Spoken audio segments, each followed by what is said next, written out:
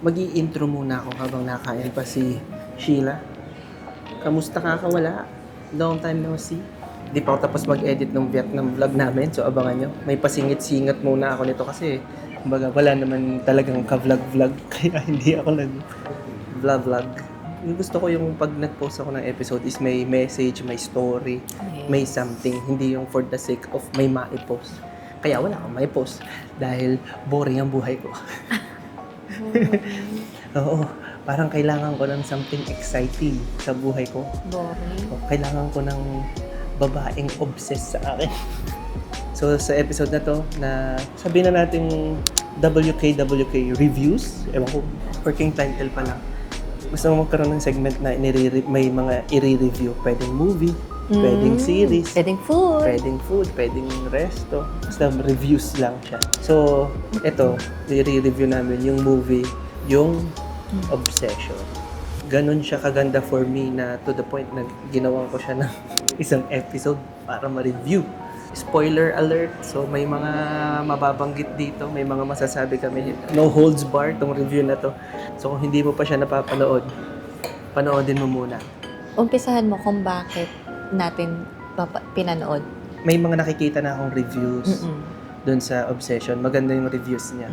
Horror movie of the year, thriller of the year, ganyan. Tapos, ang pinaka nakakatuwang trivia dun sa movie is yung director nun ay content creator lang sa YouTube. Oh, galing. Siya ay gumagawa lang sila ng mga skit. So kung hahanapin nyo sa Facebook yung That's a Bad Idea. Sinearch na niya talaga muna bago namin Hindi. pinanood. Pinapanood ko na sila. Pinapanood ko na sila before talaga? pa lumabas yung movie. Yung mga ginagawa nila sa Oo. YouTube. Pinapanood ko na yung mga skit nila, nakakatuwa. Kasi puro comedy yung mga skit So, nila. parang kilala na rin siya sa YouTube. Yan, ito yun. Kita nyo ba? Isa sa yun sa tingin ko nakatulong sa marketing. Kasi maka-curious ka content creator, gumawa ng Movie, movie, Hollywood level. Wala siya sa SM eh. Tingin ko hindi siya pinalabas sa SM. Then, parang after niyang ma-release, nag-trending nga, medyo maganda yung reviews. Tsaka pa lang ipinasok ng SM. Nung sinabi ko sa'yo na manonood tayo ng Obsession, ano yung naisip mong papanoorin natin?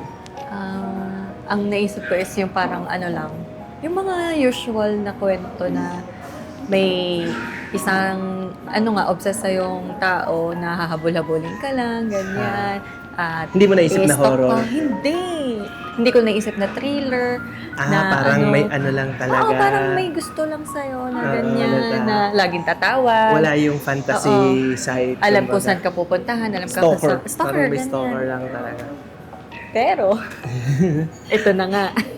Ang pinakakwento niya talaga is merong lalaki na torpe na may gusto sa isang babae. Then, hindi niya maamin. Basta pumunta siya sa isang gift store. Tapos sa gift store, merong parang may item doon. Ang pangalan nun ay One Wish Below. Magra-grant ka ng isang wish.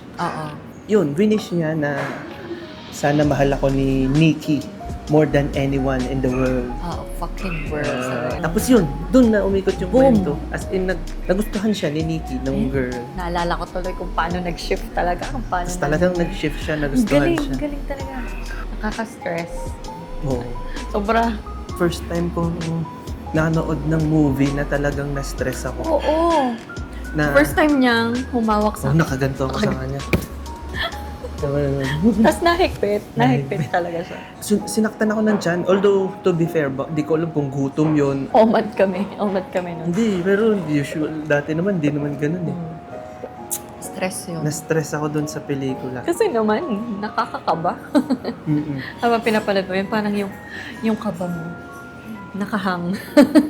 Ano ba? Kailan ba matatapos tong kabang to? Tapos Ganyan. ang ganda kasi niya, na-set up niya yung movie na kahit saang part na nung movie, wala kang pahinga. Kasi parang pakiramdam mo, any minute lalabas siya. Sa ibang pelikula, may pahinga ka eh. Okay. May conversation lang sila. Nagtra-travel lang sila somewhere. Road trip lang. O kaya, passing of time lang. Lumilipat lang sila. Dito, wala. Walang ganun.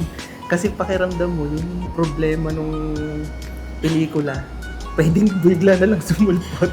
Galing nga nun, no? Diba? All throughout kahit may nag-uusap lang parang Mm-mm. nakaganon ako kasi pakiramdam ko, sisilip ba siya sa likod?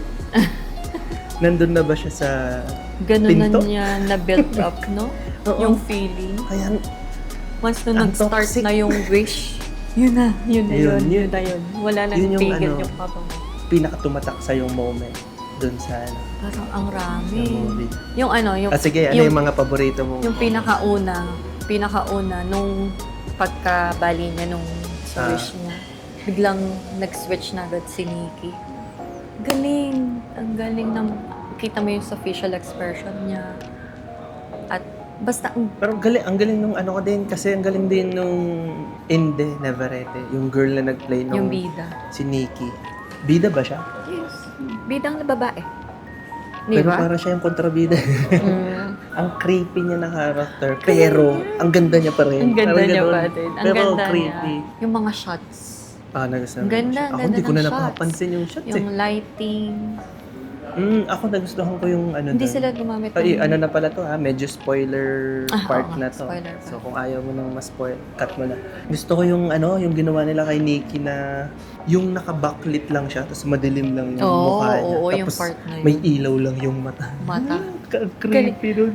Na, medyo may ilaw ang Tapos- ilong at ngip. Yung dito sa part. Hindi yung Pero sa iba pinto, talaga. yung sa pinto, yung binuksan niya yung pinto, tapos nandun si Nikki. Mhm. Tapos habang kausap niya, yung mata lang talaga nag-iisip. Nakakaba talaga. Di mo Tapos- alam kung ano itsura niya pag inailawan na. Pero di ba minsan pag madilim, Mm. parang medyo nag-a-adjust yung mata mo sa dilim. Yung medyo parang nakikaaninag mo pa rin yung mukha niya. Pero ang Ganun creepy ng yung mukha. effect. Hindi ko na malaman kung yun ba talaga yung mukha niya dun sa ni-record nila or yung visual ko. Oo. Kasi nga, Ikaw na nadilim, yung- yung utak ko na ba yung nagpo-form nung itsura May niya. tawag din sa ganun. Ang simple lang ng nila, nung mga scare tactics nila, sabihin nyo na natin. Yung kumbaga, kunyari, pakakabahin ka.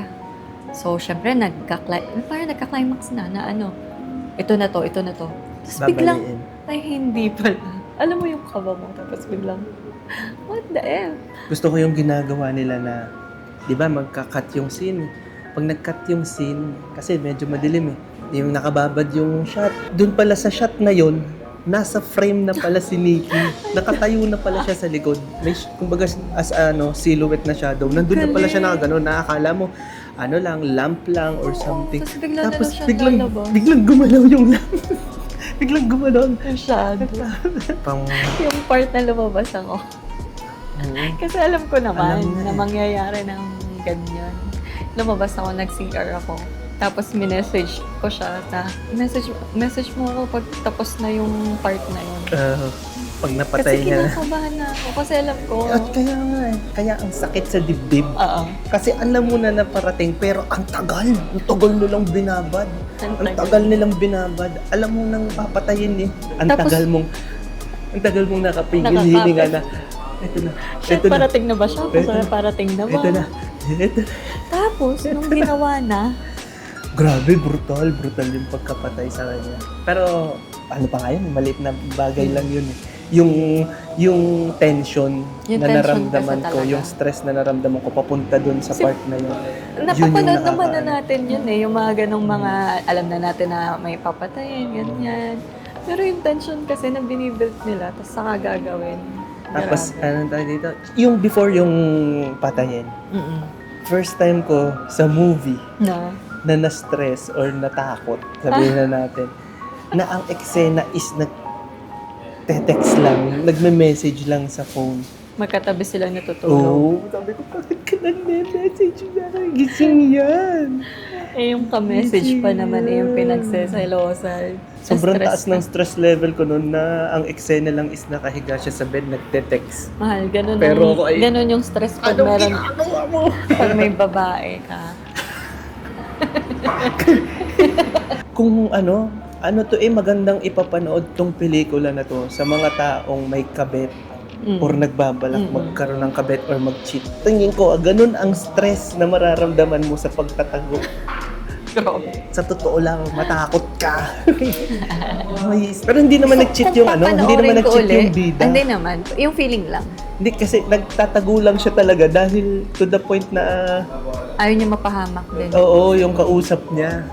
Dahil sobrang obsessed sa kanya ng girl. Gusto ko pang panoorin uli.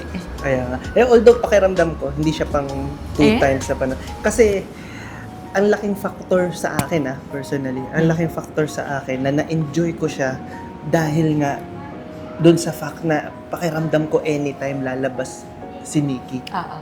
So kaya ako nasa edge ng upuan ko all throughout ng film dahil lalabas siya. Hindi, lalabas siya dito. Kaya ako nag-enjoy. Pag second time, alam ko na kung saan siya lalabas.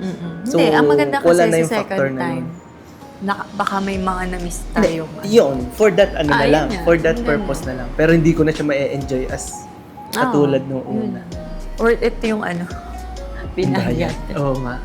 Na hindi ganun kalaki yung mga artista ha. Hmm. Ilan lang silang mga... 4 lang yung main. 4 lang yung main. Galing. Tapos yung isa pa doon, yun ay kapartner nung director doon sa That's a Bad Idea. So hindi talaga siya professional actor. Pero lang din galing siya. niya din. Actor lang din siya, content creator lang din siya. Tapos may mga konti siyang may mga funny parts. Alam mo, yung parang dark humor ang dating. Parang may konting yung nakakatawa yung yung stay. Nagano yun. Tumatak sa akin yun yung stay na yun. Ang galing ng pelikula na mapatawa tayo sa isang eksena na in a way na nakakatakot din yun. Ay, grabe yung ending. How was the ending for it? Parang ngayon ako na hindi binasta yung ending. Hindi ganyan yung feeling. Parang, sakto. Ganyan talaga yung mangyayari. Yung ending, hindi ko in-expect na parang kung iisipin mo, looking back, mapapaisip ako, bakit nga hindi ko naisip yun? Parang dapat naisip ko yun eh. Satisfying na parang, although situationally hindi siya maganda, pero ang ganda gusto ko siya. Ang ganda ng pagkaka-resolve ng problema. Ang ending na iniisip ko is mapapakamatay siya. Oo. Which is, anong tawag dito, very predictable. Yeah. Sabihin na natin, yun yung prediction ko, papakamatay ito. Oo, para matapos lang. The usual na self-sacrifice. Yes. Parang si Iron Man, I am Iron Man. Nandun pa rin yun, yung self-sacrifice, pero may dinagdag silang element na, Huwag mo sabihin. hindi, spoiler review na nga. pala. Tapos, nung nangyari yon actually, hindi pa pinapakita. Narinig ko lang sa sound design nila, May oo nga, wish. pwede nga pala siyang mag-wish din. Galing. Hoy, may Maganda siya. part Meron dun. ka bang negative na masasabi sa Negative? kanya? Anong ayaw mo sa kanya? Bakit nung una pa lang na nawiwerdohan siya kay Nikki, hindi siya pumunta dun sa binilhan niya nung yung yung magkakasama, yung alam na niyang weird na talaga si Nikki. Wala, hinayaan na lang niya, tapos Hindi, kasi complex nga daw yung characters. Tao pa rin yan isipin mo. Matagal mo nang gusto si Nikki. sa bagay. Nagkagusto siya sa'yo bigla. So, parang, Siyempre, hahayaan mo rin yun. Diba? Hindi mo yun siya parang, bakit ko pipigilan? Gusto na. may part doon na masaya naman sila. Naging masaya silang magkasama. Until dumating na lang talaga sa point na medyo limit mo na, what the F? Yun, Hindi, nung nag-start nalaman yun. niya na may Nag-start- nagsinungaling sa kanya Hindi pa nga yun Inano pa niya yun, inaccept niya pa yun. Hindi, okay lang.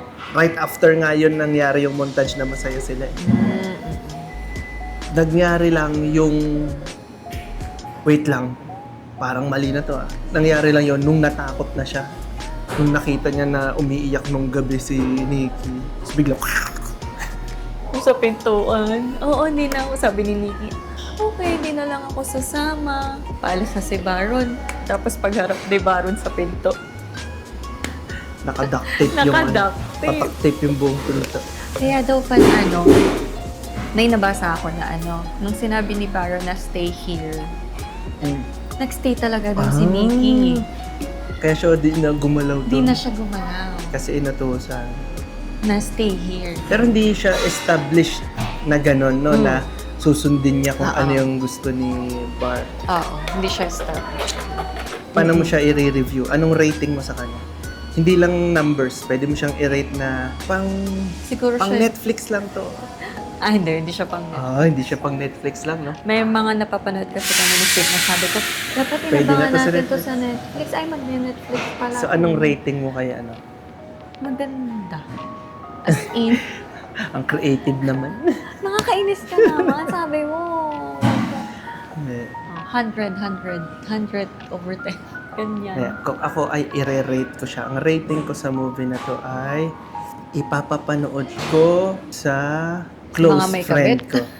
Hindi, ganun siya. Kumbaga nandun siya sa level na ipapapanood ko to sa close friend ko. Ande, yun. Yung parang hindi ka mahihiyang. Sige, i-recommend mong panoorin. Commendable. Recommendable. Pero yun nga, disclaimer na lang din. Tingin ko, may factor din yung experience mo sa buhay. Kung bakit Kung man. gaano kalakas yung impact nito sa'yo. Kasi ako Yes. personally, may mga na-witness na akong ganyang tao. Na-obsessed. So, na hindi sa akin dun sa iba kong kakilala. Kumbaga na-imagine ko siya sa totoong buhay. Na, putya, may nangyayaring ganito na hindi kailangan ng magic, hindi kailangan ng one wish window. Oo. May tao na nag-exist na gano'n. Ang lesson ng movie ay huwag kayong maging obsessed. Huwag kayong basta-basta nagwi-wish. We wish, yeah. So, ngayong birthday ni Sheila, walang magwi-wish. Wow, wish ka rin. Watch it. Good job, Inde. Worth it. 340. With free water bottle. Water.